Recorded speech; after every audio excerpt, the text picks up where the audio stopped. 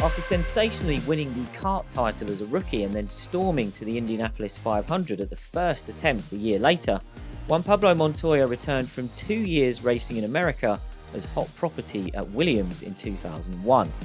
It didn't take him long to make a huge statement against none other than Michael Schumacher, although his wait for a first win was perhaps longer than anyone expected. We'll go through Montoya's rise from newcomer to F1 winner in great detail today on Bring Back V10s. I'm Glenn Freeman, and before we introduce our guests, remember to get your questions in for anything to do with F1 from 1989 to 2005 for our series finale, and you can use the hashtag BringBackV10s on Twitter. And if you haven't already, why not join the likes of Scuderia Rob, Malk Lee and JSD F1 in leaving us a 5-star review and submitting a question that way as well. After our recent Austria 2002 episode, we've had quite a few requests in our reviews to talk about something that sheds some positive light on Ferrari and Michael Schumacher in the future. That sounds like a very good idea to me, and we'll put that right in Series 3. There are plenty of Schumacher masterclasses to choose from, and in fact we'll be talking about his F1 debut with Jordan next week. But we love hearing your feedback and really appreciate suggestions like that so we can talk about the stories you want to hear, so keep them coming. But now let's get on to our guests for today. Mark Hughes is back with us, and I'm delighted to also welcome a man who knows today's subject matter inside out, having basically spent his entire life involved in the F1 team set up by his dad, Jonathan Williams. Jonathan, it's an absolute pleasure to have you here with us. Thanks so much for taking the time to join us on Bring Back V10s at what I think is a fitting time to be looking back on a story from Williams' past. Thank you. No, it's a great pleasure to be here. No, thank you for inviting me. And yeah, looking forward to talking about one of the sort of more exciting and fondly remembered eras of our history, drivers of our history, certainly from the point of view of myself, my father. We're all great fans of this particular character that we're going to dissect in the moments ahead. And yeah, and that's certainly an apt time, given sort of the recent days and weeks of Williams and where we are now. It's probably now more apt than ever to look back and enjoy and reminisce over the fond memories, and perhaps also dissect things that didn't work as well, because that's always fun, isn't it? But certainly looking forward to a great little subject, which is certainly very close to my heart today.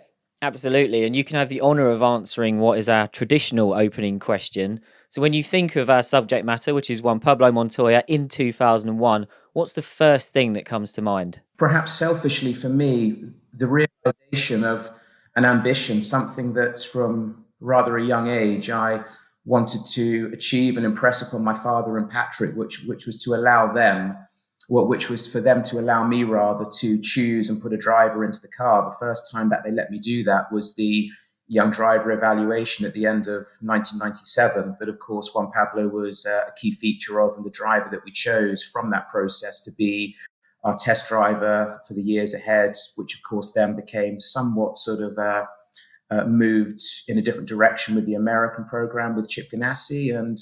But I always wanted to impress to my father and Patrick that I could sort of be heavily involved in bringing a driver into one of our race seats. So of course, him arriving in that position in 2001 was sort of a major step and near completion of that for me. So for me, it's something very important and fondly remembered for me because of that. I think that's going to give us a lot of interesting insight as well from what was going on inside Williams. Mark, welcome back. What stands out for you about today's subject?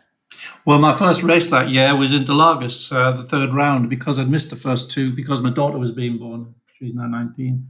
And it was the race, of course, that he really sort of delivered on all that excitement that he'd been promised when he came in. So yeah, there was the infamous move on Michael Schumacher on the restart, which was just such an exciting moment for Formula One in general. And that's what comes to mind when you say those words. Yeah, and it won't be long before we're tucking into that story and that event. But we'll start our story off in the summer of 2000, which is when Jenson Button gets told by Williams that Montoya is coming back from the States for 2001 and Jenson is being moved aside. Button said in his book that Frank Williams had always been upfront about wanting Montoya back, and Jenson knew the terms of his contract and that Williams were entitled to do what they did. Interestingly, Button also says that he only got the Williams drive for 2000 in the first place because Frank failed to get Montoya back a year early after Alex Zanardi didn't work out for 1999. Jonathan, you briefly mentioned Juan Pablo having to go to America for a couple of years. Do you think ultimately it was the right decision for everyone that he stayed there for a second season in 2000? I think perhaps not for everyone. With all due respect to Jenson, you could perhaps argue that having a slightly earlier foundation to the grander plan of Juan Pablo and Williams would have benefited by getting a year's head start. But, from a racing fan point of view, which I know we all are, you would have to say that, from my point of view, had he have come back in 2000, he wouldn't have had that fantastic turn up for one weekend, beat them all, show them all the way home at the Indy 500. And I think just the way that history sort of has a way of working itself out. So I think from a romantic and nostalgic point of view, I'm happy that it did happen. I would say if you'd have asked us the question around the time that we were looking to plan our drivers for 2000, then we would certainly have wanted them back, as of course we tried hard to do so. But I think all in all, in terms of how history has set itself, the fact that he won the Indy 500 first attempt, led 170 out of 200 laps or something, I think that's just really cool. And especially as he was racing in Nazareth on the Saturday afternoon before, hopping back and forth on planes, it's just one of those really cool moments in history that has a lot of stories attached to it. So in hindsight, I think we're all very happy the way that it works out for everyone concerned. And of course, that we got a great year with Jenson, who's a great driver and a very cool part of our history to have sort of the Formula One launch point of a future world champion on our CV as well. So all in all, happy and cool with it. Yeah, it's such a huge moment in US racing history as well for Montoya to be the man to do that. And Mark, looking at Jenson's situation, was it fair enough from Frank to move Button on after that first season? Ultimately, I think so. There were three good drivers and 3 into 2 didn't fit. It wasn't easy. There was the complicating Ralf BMW Germany thing too.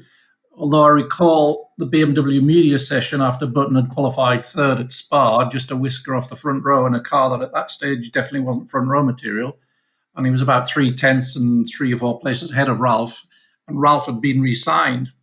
And I was at this session early before most of the others had arrived. And Gerhard Berger, who was BMW's advisor and one of the directors of the program, came and took his seat. And he said, "I know what you're thinking. I'm thinking the same." In other words, that maybe re-signed the wrong guy. So maybe it would have been possible if Frank had wanted to go with a Button JPM combination in 2001. And at the time, that would probably have been my preference if I'd been in Frank's shoes. But that purely from a lineup perspective, but there were complications of the BMW partnership, contractual ramifications, I'm sure. I think that would have been a great combination, though, and one that would have probably been a bit less fractious than the one we got with Ralf and JPM. It would have been very tough on Ralf, though, as he'd been performing to a pretty high standard. And Button showed the next season in the awful 2001 Renault that he wasn't really seasoned enough just yet. So in hindsight, I think Frank probably got that one right. He got himself into a bit of a knot, but that basically came about because Alex Zanardi hadn't gelled there in 99 on his return to F1, contrary to everyone's expectations. Yeah, exactly. And I think one thing that we can perhaps, which I can sort of interject here, which I think we'll come to a bit later, was that, and again, I like being open, and perhaps it's nice to tell stories after the event. I think my father, I think from conversations, my father probably, because as we all do, being around racing drivers, building our programs, you get a little bit of a hunch about the way things will go. And of course, doesn't always happen, as is the case with this example. But I think my father was sort of pretty convinced that eventually Jenson and Juan Pablo would be the ultimate pairing for Williams BMW. I mean, with all due respect to Ralf, but I do notice elsewhere in the media that Ralf is sort of wearing his heart on his sleeve a little bit now about his memories of Williams. So I don't really mind throwing in there that perhaps I was estimating. I think actually of these three guys, the longer term better duo will be Jenson and Juan Pablo. And I think certainly, 2003 might have been the year that could have happened. But as I think we'll come across later, by the time we got to the spring, summer of 2001, Ralph's stock was rising considerably at a time where after the hype of Interlagos, Juan Pablo's sort of career it just bobbled just a little bit sort of through the races after Interlagos, and Ralf sort of built a lot of momentum through there, especially races like Imola, Canada, for example, great wins where Juan Pablo, with all due respect, wasn't really on the same page on those races. So, but I think that was certainly what my father was thinking of. And I guess you would have to say that of the three of them, the only one that ultimately delivered all the way was Jenson, who got all the way to being a world champion. So I think from my father's side, he always had the hunch that probably of those three guys, the ultimate configuration or pairing within that was Jenson and Juan Pablo, from conversations I recall sort of taking place around 2001. That would have been a great lineup as well. Yes, yeah. a parallel universe somewhere it happened, and it probably went very well. Yeah, we love that sort of thing on this podcast as well. Now, fittingly, Montoya's long-rumoured deal was announced at the US Grand Prix at Indianapolis in late 2000. The team kept Montoya away from the media that weekend, but Frank addressed the comparisons to Zanardi, who'd similarly dominated kart with Ganassi and then not worked out when he came back to F1. On that subject at the time, Frank said, when Alex was in Champ Car, he was very, very good, although it did not work for him in F1. One is much younger, a different person, and demonstrating an outstanding talent. I don't think we're entering next year thinking, wow, he will piss on them. It's impossible to do that. He knows what he's up against. The man he is replacing is going to be a very hard act to live up to. Jonathan, I could hear you chuckling there listening to your dad's chat from the time. Yep. Yeah, Montoya's stock was super high at this point, but given the Zanardi experience, did that dampen expectations at all for what Montoya might be able to do when he comes back over? I don't think so ultimately. For sure, it would have been consideration that two very different drivers, certainly in personality, almost certainly in terms of technique, two drivers at very different ends of their career in terms of where they were at an age point or an experience point. But in the case of Juan Pablo, a guy that we were highly familiar with, he'd sort of been with us through a year of testing in 1998, which of course was sort of akin in some ways technically to the cars he was coming back to. We were in the groove tire era, for example. Okay, when he was with us, quite a bit of the testing was focused on the Goodyear Bridgestone tire war, but still, which of course actually is relevant because by the time he came back, it was Bridgestone Michelin with whom we were.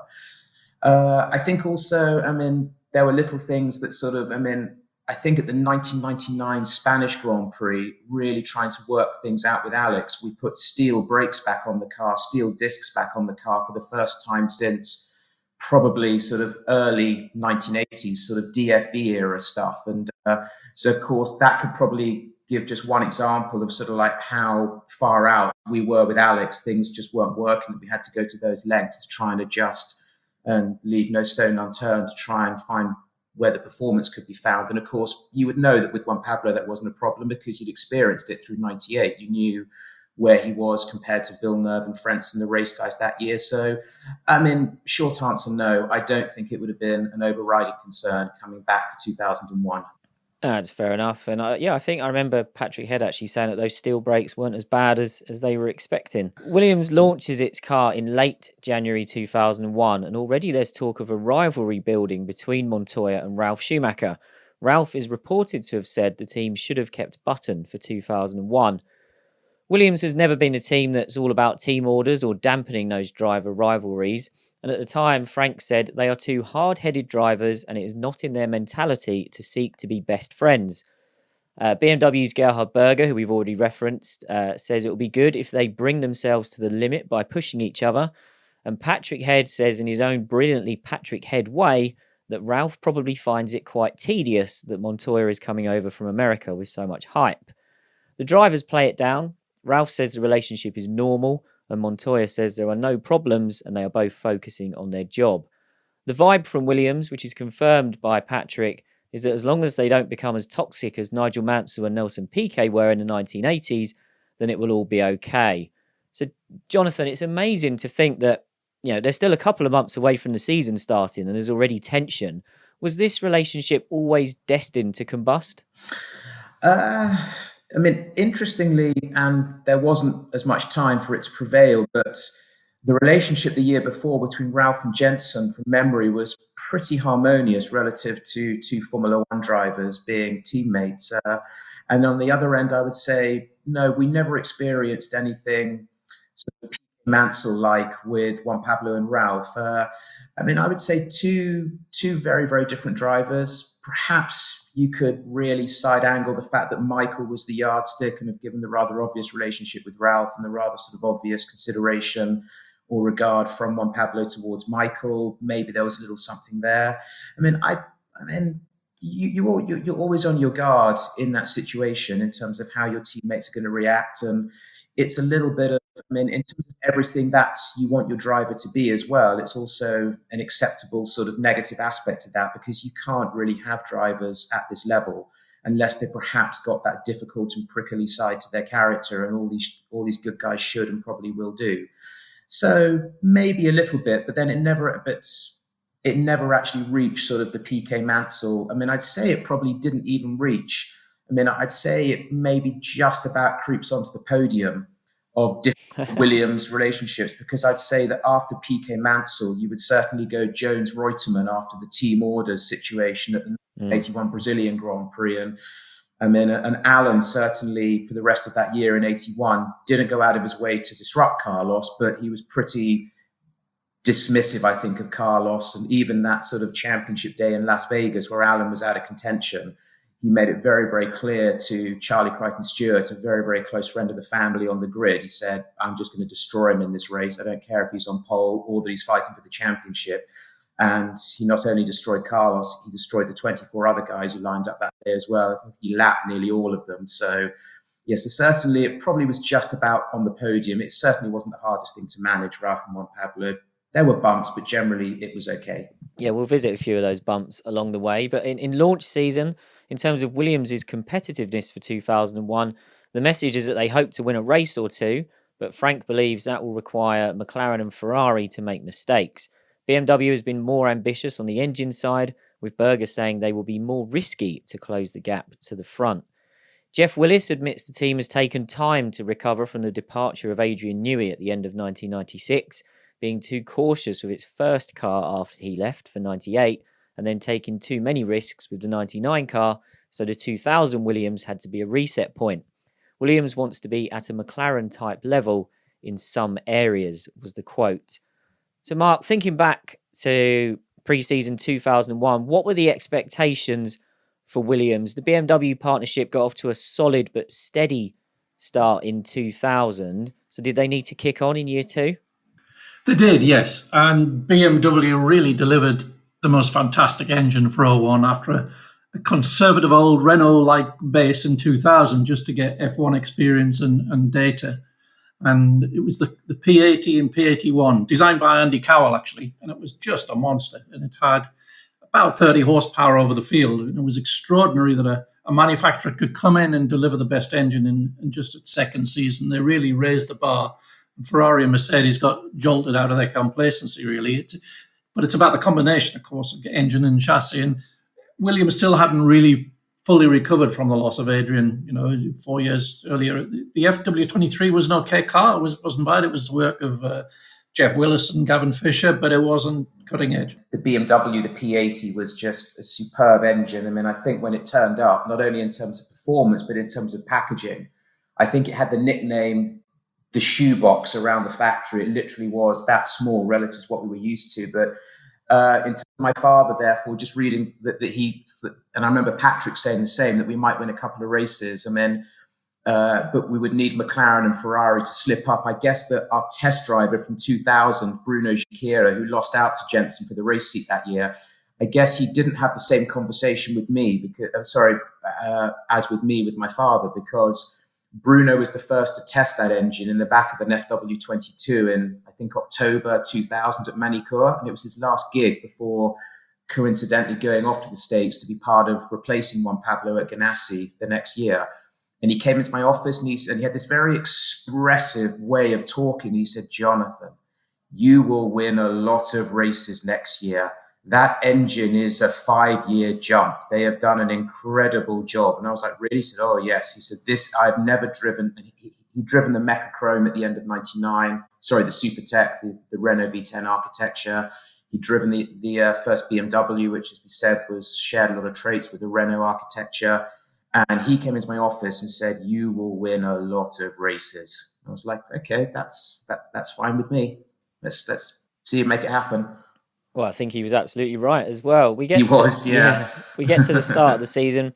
Montoya only qualifies 11th for his first Grand Prix, has a little run-in with Villeneuve after accidentally getting in his way during qualifying, but apologises because he was blue flagged too late. He makes a great start and gets into turn 1 in 8th, but then runs off track and collides with Eddie Irvine's Jaguar down at turn 3. Eventually, he's running in the points when the engine blows up.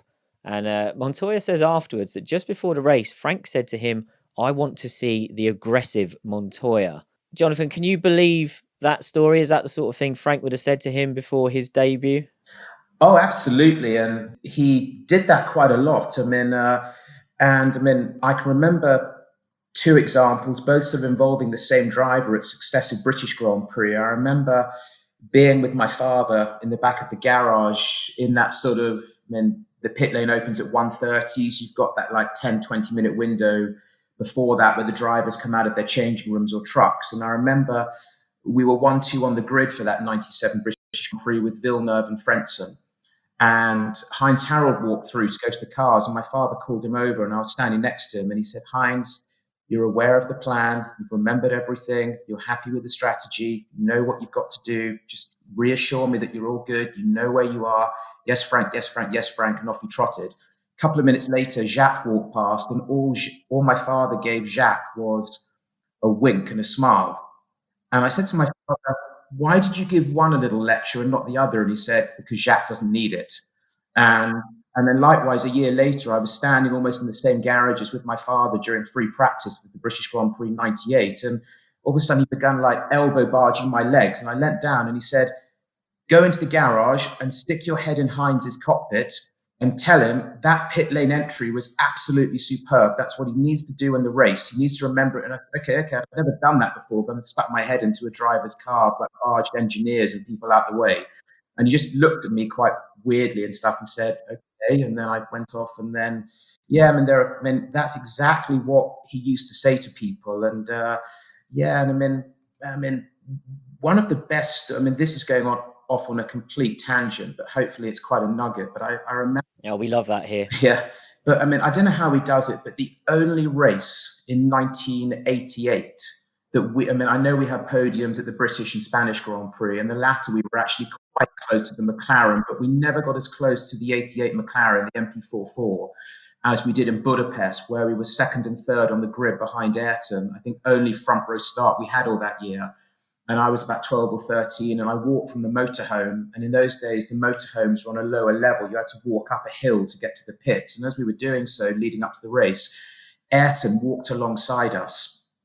And they were chatting, and I clearly remember just being absolutely fascinated. And my father, I don't know how he did this, my father said, "Ayrton, in this race, Nigel will either beat you off the line or he'll spin off trying to get past you." And the latter is exactly what happened on about lap 5 or 6. Nigel said, "How the hell did he know that was going to happen?" So he said, "If he doesn't get you at the start, he'll spin off trying to overtake you later in the race." That's exactly, I thought, how on earth can you predict somebody's going to spin? Exactly. That's exactly, if that's what he said to Juan Pablo, I wouldn't doubt it at all. That's excellent. Second time out in Malaysia was a disaster for various reasons. So we'll move straight on to one of the big reasons we're here, which is Brazil. Montoya starts 4th, but is up to 2nd when the safety car comes out for Mika Häkkinen's stranded McLaren. One lap later, the race restarts, and one of the most famous overtaking moves of the 21st century takes place. Montoya gets a massive run on Schumacher on the restart, but he's still quite far back. If you go back and watch this overtake, he's quite far back when he dives to the inside at turn 1. He clearly catches Schumacher out, and to make his point even further, he then runs Schumacher out of road on the exit of the first corner. Afterwards, after the race, Schumacher applauds the move in public, saying Montoya got it right and that the nudge wide on the exit was not a problem and normal racing. Montoya said afterwards, "I know some people may say it was brave to try a move like that on Schumacher, but you can't treat any driver differently. In fact, it is more of an issue for him to be more careful in situations like that because he is fighting for a world championship and he cannot afford not to finish a race. No one is invincible." Now, Mark, you said this was your first race that you attended in 2001. Was this the moment that Montoya announced his arrival on the F1 stage? And do you think this is what everyone had been expecting and waiting to see when we knew he was coming back from 2 pretty explosive years in America? Yes, it was. It was him apparently confirming all that excitement about his arrival was justified. The raw racing abilities honed in IndyCar, but already evident even before then, especially in F3000. But the restart was just perfect territory for an oval-honed IndyCar racer, wasn't it? He was super sharp and as aggressive as he needed to be. Plus, he was extra motivated, he later said, because as they were accelerating up the hill, he said he could hear the Ferrari engine cutting in and out, convinced him even more in his belief that it had traction control. It actually didn't. Traction control was banned at the time, was reintroduced in Spain. It actually didn't. It had torque control, which anticipated the wheel spin rather than reacted to it, but much the same effect. But that was a subtlety that had passed everybody else by too. But he said it made him feel even more determined in that moment. So it was a very, very sweet moment for him, and it was a very exciting moment for F1. And how did that go down inside Williams, Jonathan? I seem to remember the garage going absolutely nuts, and I certainly caught a look because I was actually at that race because there was Formula 3000 there as a support, which I was working on. So that was my main reason for going to races back then. And I just remember my father rarely sort of breaks sort of hit that sort of concentration style emotion. You even look at videos of like when Michael is spinning his wheels in the gravel after the famous Villeneuve Schumacher type deciding collision, and he's still very focused. But I think a big sort of grin came across my father's face, and it really was that sort of arrival point of somebody that we all loved, and we had that sort of expectation, that sort of punk style of expectation about Juan Pablo's approach and what he would bring to racing, especially in terms of upsetting the yardstick that was Michael at the time. But it also takes me back. I mean, one of the highlights with my father when he wasn't away racing during those 99 and 2000 seasons was actually Sunday nights and watching those Champ Car, those kart races that Juan Pablo was. And I remember about 9 months before Brazil, it would have been summer of 2000, we were watching, and again, which I'm sure most people listening will have done so, it's just a phenomenal bit of YouTube, just the Michigan 500, which was along with Fontana, just where those Champ Car karts were just absolutely phenomenal. The speeds they were getting up to was just crazy. And of course, they had that sort of Hanford wing on the back, which almost made a NASCAR race where you almost had to draft and time it. And the last lap of the 2000 Michigan 500, and then Ben Edwards, bless him, it sounded like he was having a heart attack trying to commentate on it. I mean, it was so intense between Juan Pablo and Michael Andretti, and mainly because when they went side by side into the last turn, they were fighting for the slipstream of a back marker in front, so almost like bumping each other at 230 miles an hour. When Juan Pablo got it by a fraction, my father almost chanted about 3 or 4 times in a row, Michael Schumacher, look out, Michael Schumacher, look out. And it was like, because I think my father by then knew that he'd got the deal done to bring him back to Formula One for 2001. And I would sort of look back, I would sort of relate those two moments, the last lap of the Michigan 500 against one Michael in Andretti versus what we're talking about now, the restart at Brazil in 2001 versus the other Michael Schumacher. It was just almost what we expected, really. We knew that that was in there. We just had to wait and see in what form it would first introduce itself in Formula One. And I guess what better way can we all look back in terms of the restart in that Brazilian Grand Prix in 2001.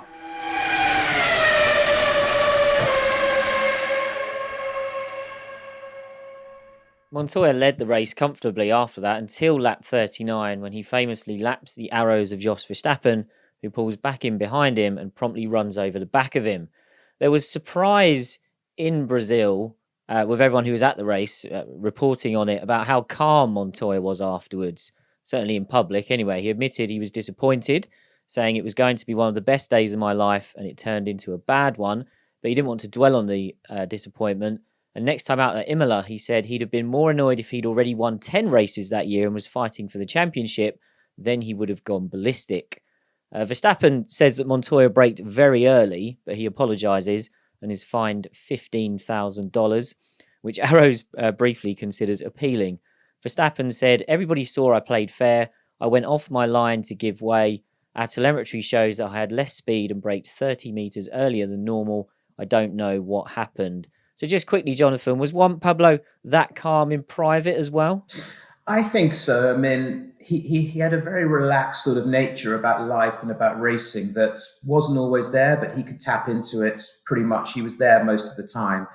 And I think, and again, what he said about sort of it being, had there been more on the line, I think he was certainly a lot more aggrieved a few years later about the penalty applied for colliding with Barrichello in Indy 2003 when he was fighting for a world championship. I think it was just, that's what it is. That's racing. He was an old school racer, so he underknew these things. Certainly there were no tantrums. I think he knew he'd made his mark. He'd been strong all weekend. It was a big step for him.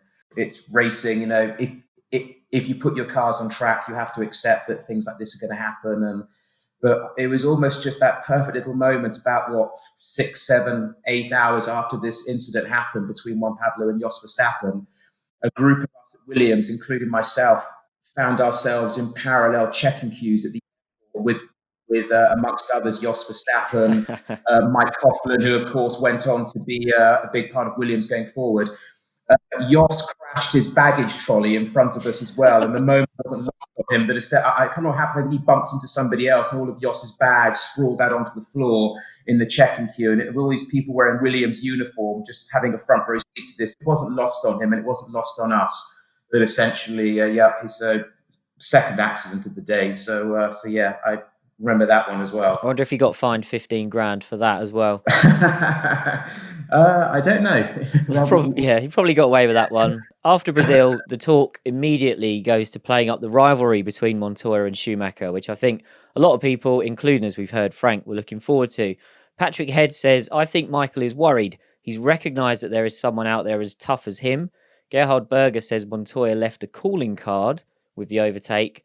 And Schumacher's old Benetton boss, Flavio Briatore, says what Montoya did to Schumacher is what Schumacher has done to many drivers in the past. Schumacher gives an exclusive interview to Autosport magazine between the races, and he says, Montoya doesn't have any respect for other drivers, which I didn't either when I started, and that is quite right. Why should you? As a driver, you feel you are faster, so you try. As long as you don't punt other drivers off, like Montoya did to Irvine in the first race. It's great to have him in F1. I'm happy to see a guy like him coming in doing well. Normally people who come from kart suffer in F1. He's a good racer, which he showed in Brazil with quite a good manoeuvre. I like these kind of guys because we can have good fights.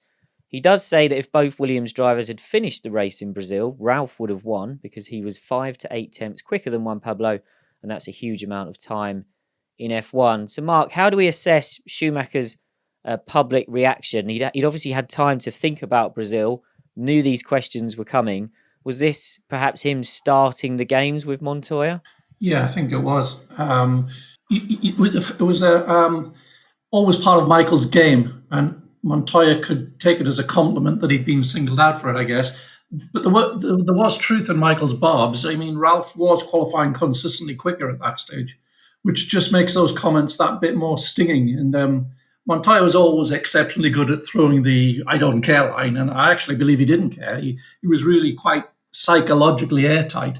And that was one of his great strengths as a competitor, much tougher actually in that regard, I believe, than Michael himself, who was driven partly by a fear that there was someone who might be faster than him. So he had to do everything in his power to prevent that translating into beating him. And that was the opposite side of the coin, where Michael was so much stronger than Montoya. That I don't care attitude that helped him not have doubts was extreme, and it extended to not actually caring enough about digging into all the other things that bring you success. You can only be who you are ultimately, and that was Montoya and that was Schumacher, and they were very different animals.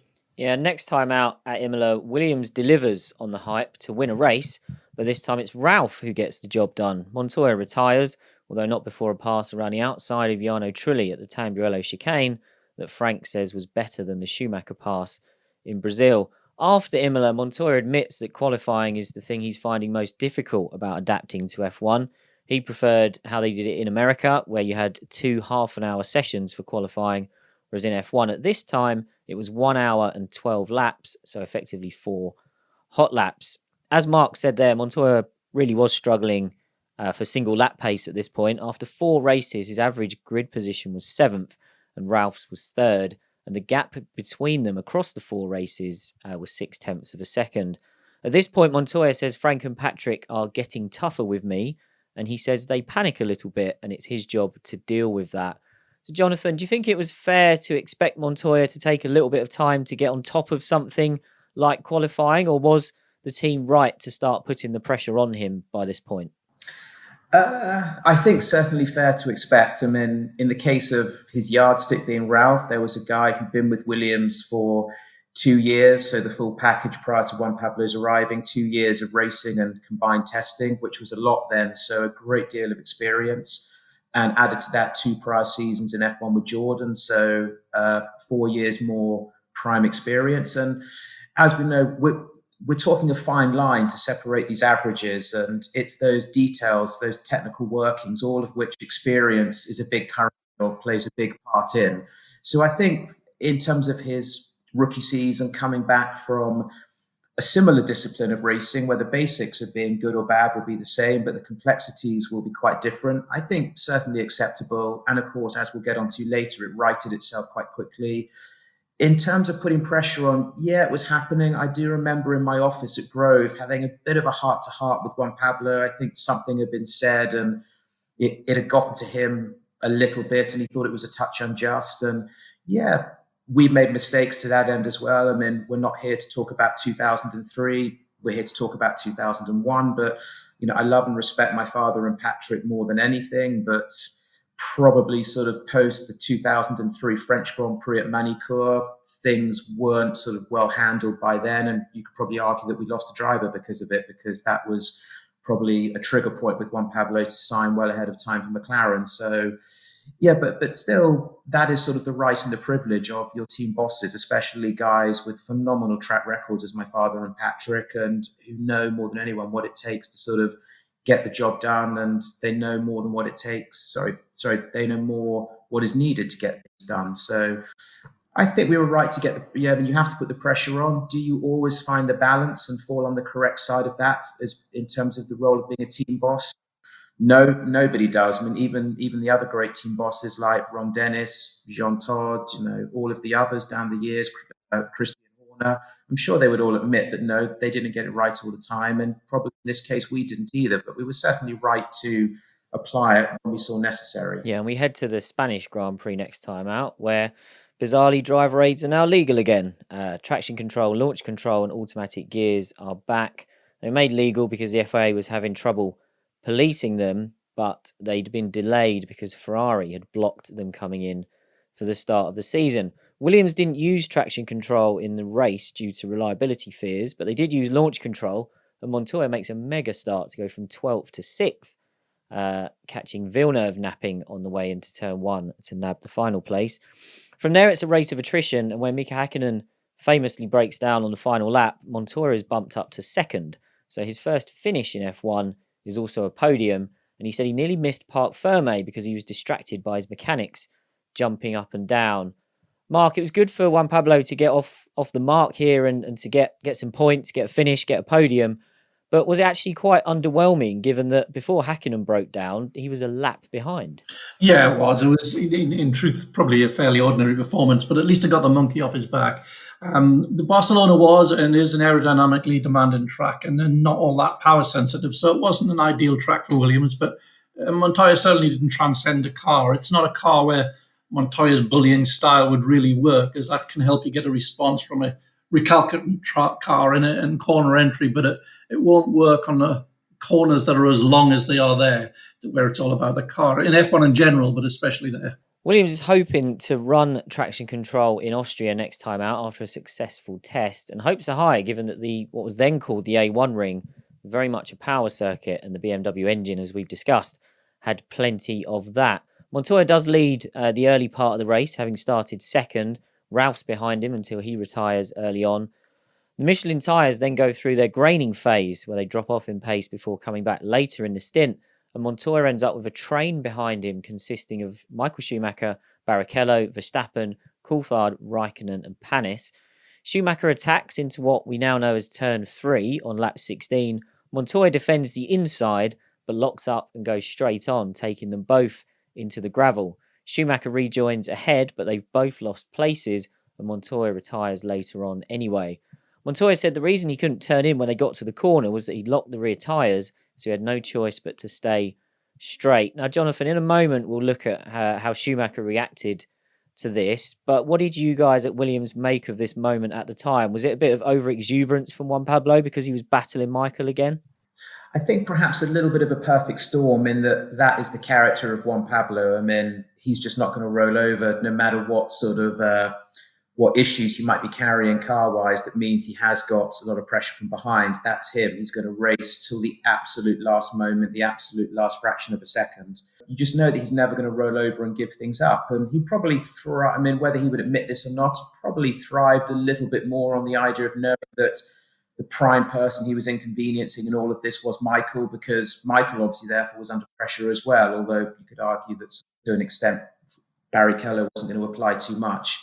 I think also, if memory serves, we knew going into that race that the first 8 or 10 laps we were going to go through a pretty troubling graining phase with the tyres, with the Michelins, which probably explains, because just reading through the queue here, I think all of these guys were on Bridgestones. I mean, Michael, Barrichello, Verstappen, Coulthard, Sauber with Raikkonen was still Bridgestone. Then I think Panis with BAR then was still Bridgestone. There was a big sort of defecting, I think, more to Michelin for 2001. But I think if I'm correct, all of those other guys were on Bridgestone. So so perhaps there was a little bit of, in terms of what was happening versus the character in the car, I think probably it was sort of expectation and it was racing. So yeah, I think that's probably where we were with it that day. Schumacher wasn't impressed. He said the fight had been fair until that incident. Then he tried to take me out at the corner and I had to go onto the grass because I couldn't turn in on him.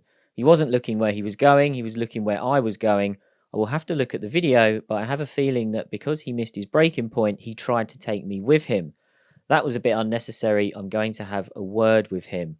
When Montoya hears about those comments, particularly the I need to have a word with him, he says in his regular Autosport column from that year, what Michael was really trying to do by complaining was help his brother. He likes to try to do things to get at me like that, but it doesn't matter. I'm not too concerned whether I'm liked or not. If someone doesn't like what I'm doing, they should come and talk to me, get it all out, and then shut up.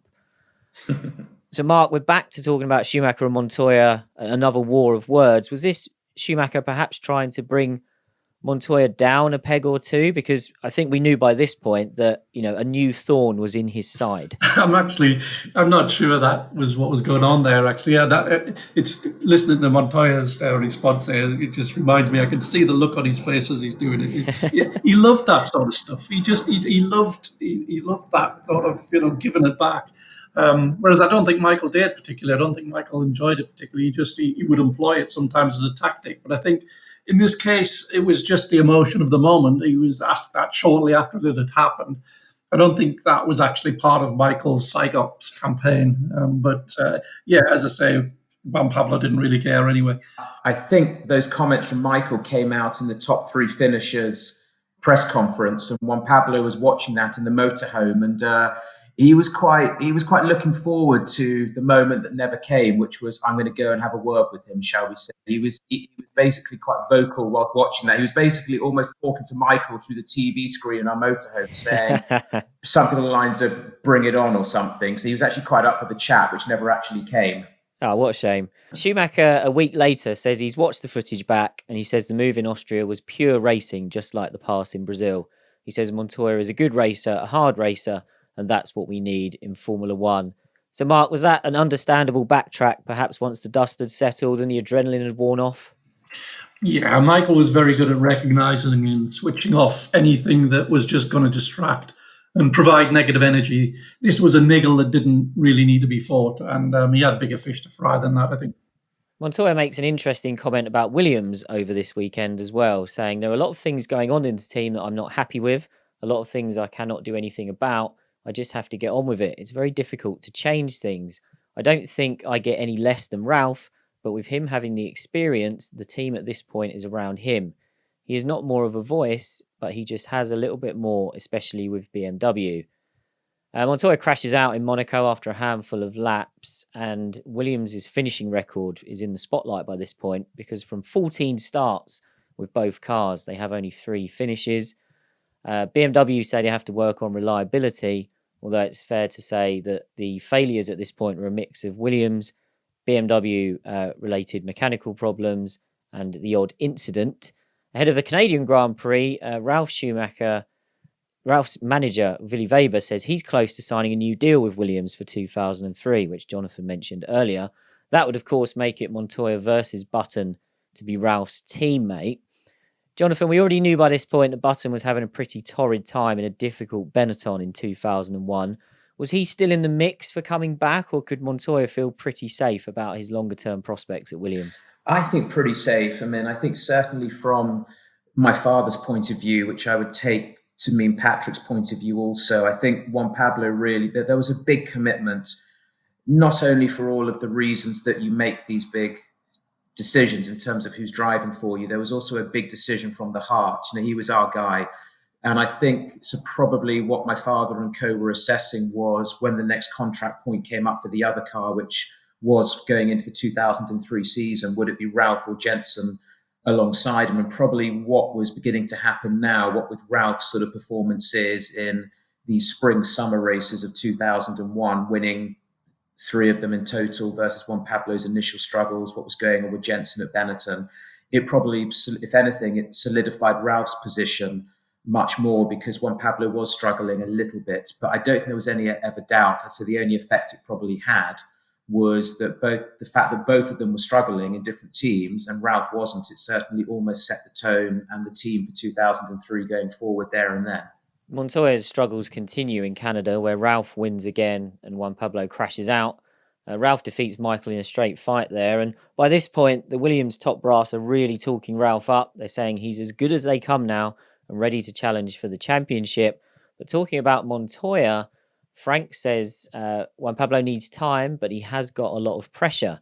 He gives a great little quote at this point, which I have to read out in full. Frank says, Mika Häkkinen spent 2 years at McLaren taking every opportunity he had to have an accident, and look at what has happened since. Patrick Head is a little less supportive. He says, I think I was quoted recently as saying Ralf could acquire a little wisdom still, but I think I should point that more at Juan Pablo. He says Montoya's form is a serious concern, but points out there have been accidents and reliability problems that weren't his fault, so between us we've got to clean our act up. Mark, was there a growing sense that there was some pressure building on Montoya by this point, particularly with Ralf seemingly getting everything together?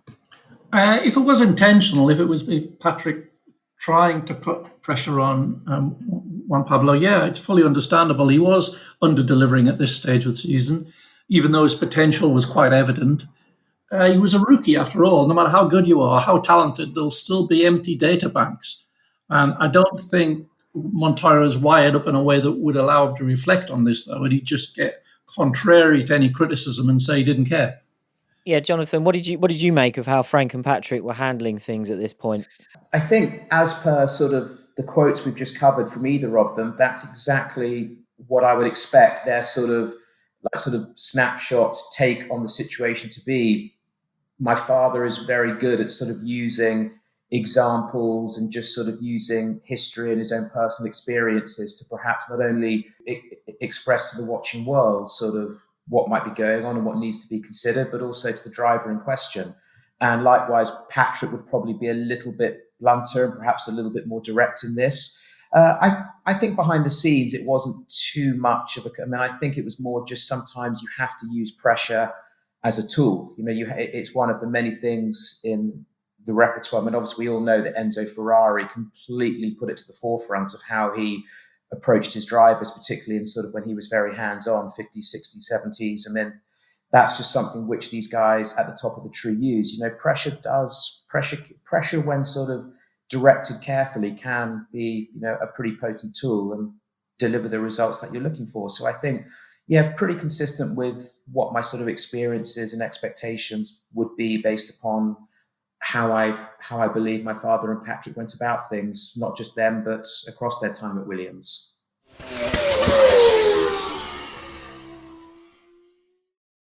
Things start to pick up from here. Montoya is second at the Nürburgring, where the big story is Michael trying to put Ralf in the pit wall at the start. Montoya said Michael went a bit too far, and he actually cited his own problems with Michael Andretti, who we've already mentioned, when he was racing in America, saying it was only once he didn't back off and they had a shunt that he earned Andretti's respect. He thinks Ralf shouldn't have backed off to make the same point to his brother. Mark, what did you make of that start? Was Montoya right that Ralf should have stood his ground? Yes, he absolutely should have, just like a lot of drivers should have during Michael's time, actually. Jean Alesi at the 95 Nürburgring chicane comes to mind. Sometimes you have to have the accident rather than back down to an unreasonable move. And I think this was one of those examples. Yeah. Team orders, or perhaps that should be team cooperation, are the talk of the next two races. In France, Ralf is asked to let Montoya through before a pit stop because he's struggling, but Ralf says his radio wasn't working. At Silverstone, Montoya's on a lighter fuel load and Ralf is stuck behind Barrichello, so Williams asked Ralf to move aside, and he doesn't. This time, Ralf admits he chose not to follow the order because he felt confident he could pass Barrichello, and he also says later on that the Silverstone order, he says, it was not a request, it was a question at the wrong time. Montoya plays this all down in public, saying he felt calm about it, and the team told him Ralf wanted to have a go at Barrichello. He says there's no problem between them. As long as they keep sharing information, it doesn't matter if they get on. However, he does say he would have obeyed the orders that Ralf chose to ignore. Jonathan, with Juan Pablo starting to build some momentum here, was this perhaps Ralf trying to make of a bit of a power play? Now he had a teammate who was becoming a threat? I think so. And I think our sport is littered with examples of drivers that do that. And I think there was an exchange at the 2014 Chinese Grand Prix very early in the Vettel-Ricciardo partnership at Red Bull, where Vettel was quite similar to what we're reminiscing Ralf was in these races here. And so I think so. I mean, you're always going to try and find a way to manipulate things or just plainly just stick your finger up at your teammate, as per Alonso in qualifying for the 2007 Hungarian Grand Prix. You're always going to find a way to do that. I mean, I think, breaking it down a bit more specifically, I mean, I could be wrong. I'm certainly not the best person to ask. I'm probably in the top 10 or 15 of the list, but I'm not the best person to ask. And then I don't think Ralf was necessarily the most compliant human being. I mean, he wasn't perhaps the best person at being told what to do. And when you wrap that all up in the body of a competitive racing driver, those are probably the things that you're going to have to deal with, because they're not going to happen. So yeah, I would say a little bit of Ralf just trying to power play, stamp his authority, get things perhaps things a bit more in his direction. But so probably yes, I would say to that. And more importantly, Montoya says after Silverstone that he feels he's finally turned a corner. And that would appear to be the case when we get to Germany, because he leads the race comfortably from pole. This was on the old Hockenheim that was basically all straights, so very much BMW territory. He loses the lead with a fueling rig problem in his pit stop, and then the engine blows up. And the needle continues after the race between the drivers. Ralf says Montoya's engine blew up because he pushed too hard at the start, but Patrick Head refutes that by saying they were running the same revs and engine settings. Williams suspects the long stay in the pits caused Montoya's engine to get too hot.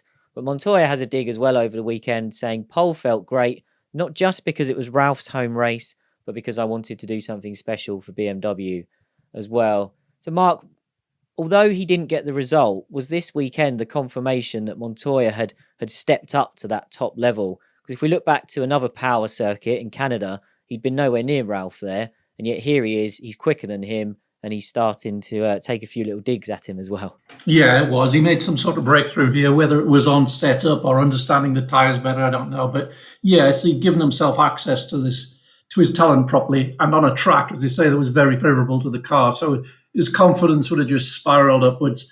He won't actually have been that gutted about the retirement, I don't think, as it wasn't his fault. He'd have been happier with his personal performance than gutted about the non-score. So yeah, I think it was a breakthrough weekend for him. The retirement was definitely, as Patrick said, I mean that was a typical sweltering day at Hockenheim, and 30 plus seconds being stationary whilst the refueling rig malfunctioned. I remember it perhaps shows a little bit which way the Williams side of the team was heading. We were watching in the motorhome Ralf's post-race press conference, where we've just won the race with this guy, and he makes this comment about, I think Juan Pablo blew his engine up, and he actually got booed by his own team members. He actually got booed. And then I remember, flash forward about 4 or 5 months later to the Williams Christmas party, probably about 1,000 people in a room, all the team members and their partners, and the drivers got introduced one after the other, and there was like sort of clapping for Ralf. And then when Juan Pablo was introduced, the room just erupted. So you could probably see that Juan Pablo was becoming more the Williams driver, because I do clearly remember, I thought, we've just won the race with this guy and you're watching his post-race press conference and you're booing him. Okay, he did sort of say something somewhat derogatory about Juan Pablo in terms of he blew the engine, but I did think, that's a bit weird, isn't it? You guys are actually booing him. It was one of those like weird little moments that you lock away. Montoya leads another front row lockout a couple of races later at Spa, but Williams' race unravels, well, immediately here. The start is aborted when Heinz-Harald Frentzen stalls his Prost on the grid, and when they go to start another formation lap, Montoya's car stalls, so he's put to the back. After 4 laps, the race is red flagged after a huge crash for Luciano Berti and Eddie Irvine. And at this point, Williams discover Montoya's rear beam wing has failed, so they try to replace Ralph's as a precaution, but can't get it done in time. So we get that embarrassing image of Ralph's car being left up on the jacks as the field sets off, and he has to start from the back now.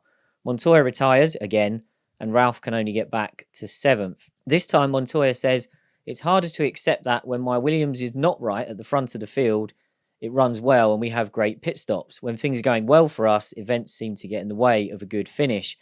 BMW is not impressed with how this race day unfolds. Mario Tyson says, "Every problem can be solved, but only a top team is able to solve them all. Today was a clear indication of what we said all season. We are not yet a top team. We have days in which we are top, like in qualifying, but a top team is prepared to deliver every day and on every track. There's a way for us to go." Patrick Head calls the blunders severe errors and agrees Williams still has a lot to learn. Jonathan, do you think as Williams became more competitive during this season, they were more exposed perhaps at the front of the field, did this show that the team perhaps wasn't as sharp in those scenarios as they had been in their 90s heyday when they'd been at the front on a regular basis? Probably, yes. And certainly, as you say, the more upfront you are, the greater the pressure is, because the exposure is that much greater. And I mean, I would say Spa was a particularly bad example. I mean, we were absolutely terrible on Sunday for all of those reasons. No excuses. I remember being there. It was embarrassing, especially when you've got a front row start. There are few ways worse you can imagine it might end up than how it actually did. So, yeah, there were certainly cracks, consistencies, holes, incompletion, whatever you may want to call them, just in that our makeup just wasn't complete yet. I mean, we had sort of cycled down a bit from the team that dominated most of the way through the 90s, and we had different ways of doing things with different people arriving at this point in time, 2001, and perhaps the gelling wasn't quite there yet. There were still some things, and Spa it's just a bit of a perfect storm. Spa just greatly exposed those. I mean, that sort of rear wing beam thing, I remember, was just a very, very odd thing. And I mean, I'm sure that we would have spotted it, but I think you actually can see in the footage that to bring him back into conversation, it was Jos Verstappen, who evidently seemed to get quite familiar with the back end of our car that year, but it was Jos Verstappen who parked behind Juan Pablo on the grid. And as they got out the cars, before the mechanics had got there, said, "Bit of a problem here. You might want to just get somebody to have a look at that." And I think in the confusion as to how this has happened, we lost the time that we needed to effectively change Ralph's car, because it then became a policy decision for safety, which is paramount, that you have to do this. We don't quite know why there's been a failure, so we have to make a change. And of course, but simply wasn't good enough. You have to be your own biggest critic in this business, and we were terrible that day in Spa. We were mega on Saturday, and like a different bunch of people turned up on Sunday, because we just weren't the team that we were on Saturday for whatever reason that weekend. Mark, was that a trend you were observing going to the races that year? Did you feel that Williams was perhaps missing that little bit of familiarity with being at the front, or were BMW being harsh at this point? I think it was there. There was a certain inconsistency in the operations, and sometimes it went like a dream and other times it didn't. So, yeah, I think it's probably something in that. You got the spotlight of the front being upon you. So people are just getting used to operating under that spotlight, I guess. And it had been a while, it had been a few years. Let's get to Monza, which is the final race we're going to focus on. Montoya gets a new chassis here that Ralph had as well for Spa. And Patrick Head tells him before the weekend, "We need to work very hard with you to make sure you lose your virginity this year." And I'm pretty sure Patrick meant win a race rather than anything more personal. Montoya does get his first win, but here it wasn't straightforward. The Williams drivers were killing their rear tyres. So to combat the oversteer, Williams makes a front wing adjustment, but it goes too far the other way, so the oversteer becomes understeer. Earlier in the race, two-stopping Barrichello got ahead of Montoya, but he loses around 7 seconds with a fuel rig problem at one of his pit stops. In the end, Montoya hangs on to win by 5 seconds, so perhaps that time loss was costly for Barrichello. But Jonathan, if there was a bit of good fortune involved in Montoya finally getting his first win, we weren't going to begrudge him that by this point with all the misfortune he'd had earlier in the year.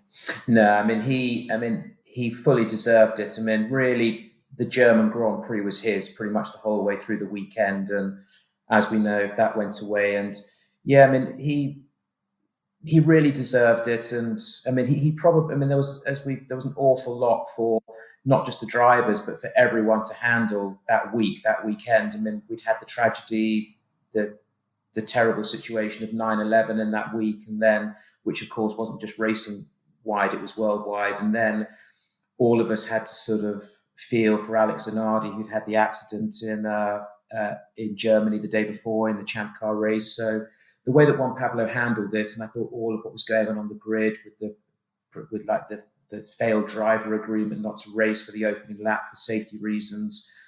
Yeah, I think really all in all, it was one, I mean, in some ways similar to the 2012 Spanish Grand Prix. It just felt like something was meant to happen if you sort of feel or believe in those things, which I don't fully, but sometimes find myself wandering towards. But yeah, I mean, absolutely, you would not begrudge a guy in his position, with his achievements, with his ups and downs, to take a win in the 2001 season.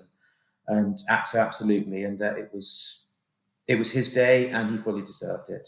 And Mark, what was it like at Monza that weekend? Jonathan's kind of set the scene there. We did have, I think Michael Schumacher was the ringleader in trying to not get the drivers to race on the opening lap, or at least for the first two chicanes, with all that had gone on recently. And of course, there was the accident the year before that had taken the life of a marshal. So it's kind of a subdued weekend for F1 itself, and Schumacher was particularly affected by that. What was it like being there? Yeah, it was very lucky. It was a somber mood, and I think the driver, the attempted driver agreement was part of that. It was just part of the general mood of the place, and it was well intentioned, I think, and understandable, but ill conceived. And I think it would have invited, if it had gone ahead, it would have invited too much ambiguity. So how do you define what's actually racing and what's not? And that's just more dangerous than just straightforward racing. And I think those who refused to take part in that agreement were absolutely right. Yeah, I think Jacques Villeneuve was one of the first drivers to refuse to agree with that. And there were actually reports afterwards that Flavio Briatore borderline threatened his drivers if they went with that agreement. And after that, more and more team bosses got involved and said, look, this is falling apart. And I think that's where the ambiguity comes from that Mark talks about as well. You can't have some drivers thinking they're not racing, others being ordered to race.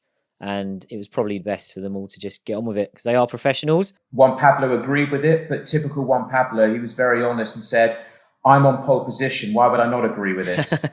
He said, because I think it was brewing about 2 or 3 hours before the race. And I think Michael was still trying to choreograph it on the grid. And I think there's a moment where Michael's trying to have a word in either, I think it's a Lacey or Heidfeld's ear, and a cameraman gets a bit too close and gets sort of a bit of a swell, not the man, but the camera got a bit of a slapping from Michael. I think Michael was quite sort of agitated by the whole thing and trying to make it happen. And but Juan Pablo, just typical Juan Pablo, roaring on it and said, I'm on pole position.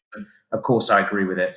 So yeah. I admire the honesty. I've always wondered if the pole man would agree with that. And I like the fact that he was up front about it. After the race, he was up front as well, saying, much like he did in Germany when he said it was good to out-qualify Ralf, winning in Italy, he said it was good to beat the Ferraris. And this was the culmination of quite a summer, really, for Montoya. If you think back to kind of around Canada time, when we were talking about the team putting him under massive pressure, not getting the results, Ralf seemed to be on top of the world. Patrick Head summed it up best here, saying, now we've got two people capable of mounting a challenge for the championship, just a few months after the talk had been that only Ralf was ready and Montoya had a lot of work to do. So, Mark, just how impressive was Montoya's development during such a short phase in the middle of the season? He did make a step change, and he inevitably developed as well, just by virtue of getting miles under his belt, working with the engineers, the tyre guys, whatever. So he filled up those data banks I was talking about before, probably without even realizing. But I'd argue he didn't take on board the lessons that were there to be learned, because he's just not a reflective enough character for that. He was and is all reactive, not reflective, and you need both. He had huge raw talent, but sometimes did accessed only a small proportion of it. It was never properly finessed. He isn't psychologically wired up for finesse and nuance. And on some days that can be unbeatable. He can be like an advancing army that can't be stopped and can ambush you, can overtake you in places that are invisible to the others. But racing, especially F1, is more complicated than that in the big overall picture. Jonathan, what did you make witnessing this progression up close, being inside the team and seeing how Montoya changed as a driver and how all the dynamic in F1 and in Williams shifted around him around this time? I think for me, going back to my remarks at the beginning, just in terms of what I personally felt I had invested in Juan Pablo from a career point of view, it was just a very rich experience, which only magnifies more over time, just how he came in from the highs of Brazil, the wobbles after that, then through to the summer, those 3 poles in 4 races, through to just winning in Monza, just all of the fun behind. I mean, he's a fun guy, he's an old school, passionate racer, heart on his sleeve. He's a lot of fun. I mean, it doesn't take much to have a laugh or a joke with him, or for him to say something inappropriate, which just gets everyone going. And I mean, just even things, and just what a hoarder he was. He kind of loved the kind of freebies and things like that. I remember going to his apartment in Oxford, and just randomly lying on the sofa was an entire, like, 1/2 of the coil bank of a BMW V10 engine. And I said, "What's this?" And he went, "Well, I like it, I want it." And it's like, "Do BMW know you've got this?" He went, "I don't know. Well, I'm sure they've got spares, but still, do BMW?" "Well, I liked it, so I wanted it." And just actually lying on the sofa of his apartment in Oxford was like part of a BMW engine. And it was just little things like that made it, just a very, very rich experience, which, I'll always be grateful for. That seems like a fitting way to end this story. We've taken you on a remarkable and somewhat bumpy ride of Montoya's journey to his maiden F1 win. I'm sure that won't be the last time we look in depth at any of the stories around what followed during the rest of his career. Massive thank you to Mark for joining us again, and a huge thank you, of course, to Jonathan. Anyone who can make that many diversions and tell that many stories about Jacques Villeneuve without me asking is all right in my book, and welcome back again in the future. Yes. People keep asking me when we're going to do Jerez 97. I think we'll do it in Series 3, and we'll make sure we can get you on again for some memories from that. But it's been fantastic and a great time, I think, to look back at some Williams stories. Absolutely. Thank you. It's been a pleasure. Yeah, it's been wonderful. For now, though, listeners, remember to get in touch with @WeAreTheRace on social media using the hashtag BringBackV10s with your comments and questions for our series finale. Leave us a 5-star review if you feel so inclined and would like to support the show. And we'll see you again soon to go back in time to 1991, when Michael Schumacher arrived on the F1 scene with Jordan and was almost immediately poached by Benetton.